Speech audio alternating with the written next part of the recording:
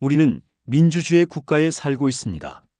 그리고 민주주의에서 가장 중요한 순간은 바로 선거입니다. 시민들은 투표를 통해 국회의원, 대통령, 지방자치단체장을 선택합니다. 우리가 직접 권력을 행사하는 가장 대표적인 방식입니다. 그래서 많은 사람들은 이렇게 말합니다. 민주주의는 투표다. 선거를 통해 지도자를 뽑고 그들이 나라를 운영하는 것. 이것이 우리가 알고 있는 민주주의의 기본적인 모습입니다. 그런데 여기서 하나의 질문이 생깁니다. 정말 선거만으로 민주주의가 충분할까요?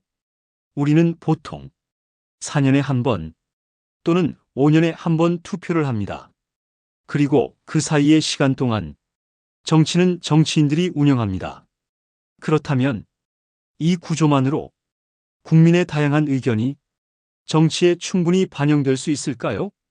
오늘은 이 질문을 조금 천천히 생각해 보려고 합니다. 이 영상은 특정 정당이나 정치인을 비판하려는 이야기가 아닙니다. 우리가 너무 당연하게 생각하고 있는 민주주의의 구조를 한번 다시 들여다보는 이야기입니다. 정치 이야기가 나오면 많은 시민들이 비슷한 말을 합니다. 투표에도 달라지는 게 없다. 정치는 항상 비슷하다. 선거 때만 국민을 찾는다.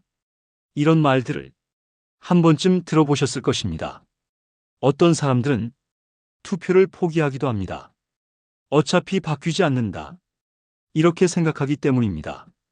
실제로 투표율을 보면 항상 100%가 되지는 않습니다. 어떤 선거에서는 절반 정도만 투표하기도 합니다. 왜 이런 일이 생길까요? 단순히 시민들이 정치에 무관심하기 때문일까요?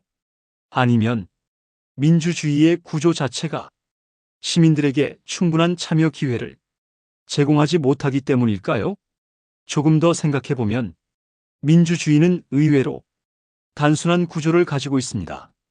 시민은 투표를 하고 정치인은 정치를 합니다.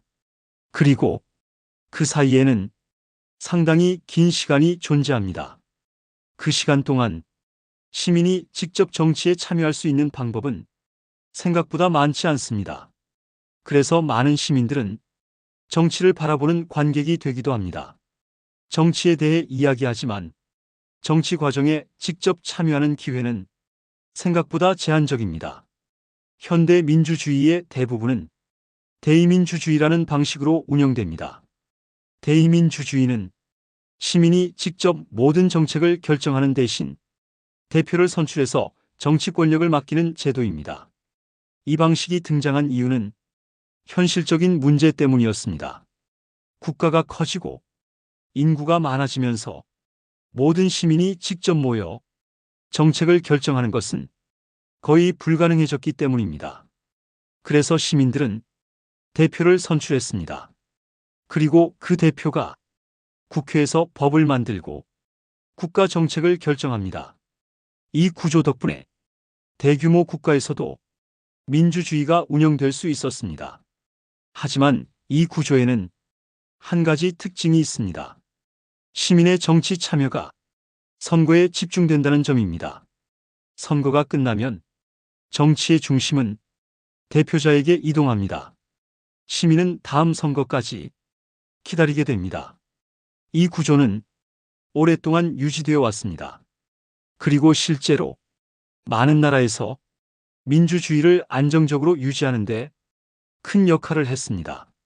하지만 시간이 지나면서 새로운 질문도 등장하기 시작했습니다.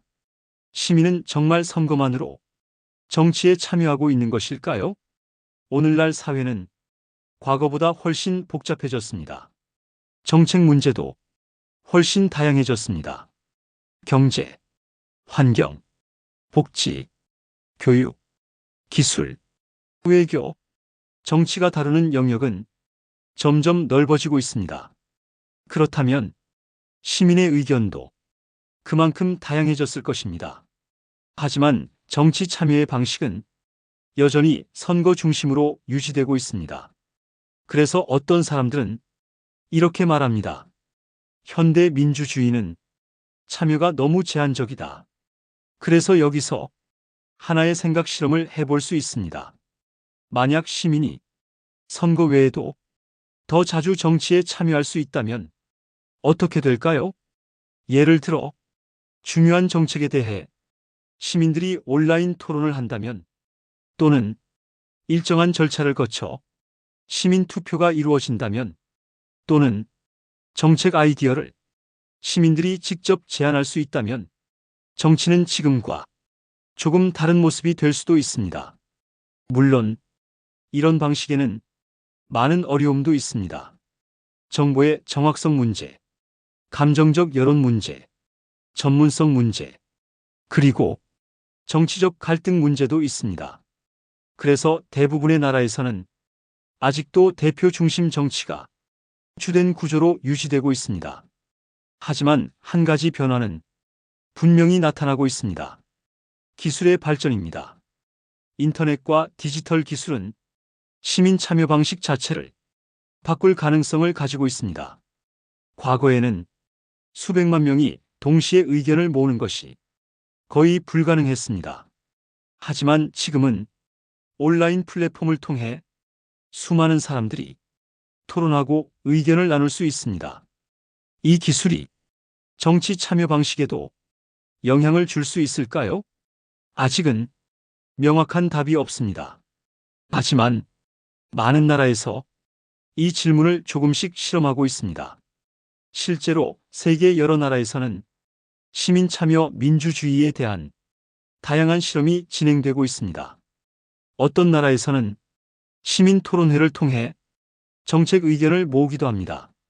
어떤 도시에서는 시민들이 직접 예산 사용을 결정하는 참여 예산 제도가 운영되기도 합니다. 또 어떤 곳에서는 온라인 플랫폼을 통해 시민 정책 제안을 받기도 합니다. 이런 실험들은 아직 완벽하지 않습니다. 하지만 하나의 공통된 질문을 가지고 있습니다.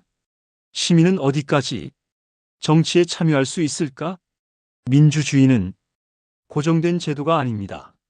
시간이 지나면서 조금씩 변화해 왔습니다. 과거에는 많은 사람들이 투표권조차 없었습니다. 여성에게 투표권이 없던 시대도 있었고, 재산이 없는 사람은 투표할 수 없던 시대도 있었습니다. 하지만 민주주의는 조금씩 확장되었습니다. 그리고 지금도 계속 변화하고 있습니다. 이 채널에서는 바로 이 질문을 중심으로 이야기를 해보려고 합니다. 민주주의는 지금의 방식이 유일한 형태일까요? 혹시 다른 방식의 정치 참여도 가능하지 않을까요? 시민이 조금 더 직접 참여하는 정치 시스템은 어떤 모습일까요? 이 채널에서는 정치 구조, 민주주의 제도, 그리고 시민 참여 정치에 대해 차분하게 이야기해 보겠습니다. 특정 정당이나 정치인을 비판하기 위한 채널이 아니라 정치 시스템 자체를 함께 생각해 보는 채널이 되려고 합니다. 그리고 여러분의 생각도 함께 듣고 싶습니다. 여러분은 어떻게 생각하십니까? 선거만으로 민주주의가 충분하다고 보십니까? 아니면 시민이 더 자주 정치에 참여할 수 있는 새로운 방식이 필요하다고 생각하십니까? 여러분의 생각을 댓글로 남겨주세요.